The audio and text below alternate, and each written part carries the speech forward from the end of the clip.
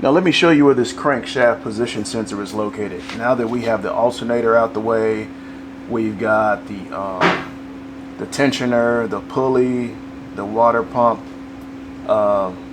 pulley right here is out the way. Now let's show you where the crankshaft position sensor is. So right here is the crankshaft. All right, I'm pointing to it right here. Now, this is the crankshaft position sensor right here.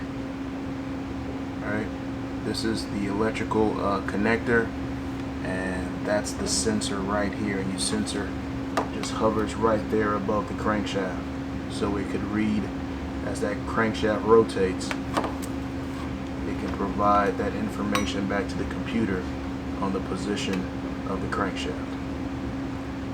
Let me zoom in for you here. So I'm going to zoom in, and there you have it. That's a close-up of your crankshaft position sensor. If you needed to remove it or replace it or service it or test, there's a fastener right there. As you can see here, there are going to be two 7mm fasteners holding the sensor in place. Thank you so much for watching today's video. I hope this video helped you out. If it did, hit that subscribe button and click that bell so anytime we drop a new video, you'll be the first to know. Hit that like button and leave me some comments. I'd love to hear from you. If you're interested in any of the products we used in today's video, we'll leave some links down below. Hope you have an awesome day, and thanks for watching.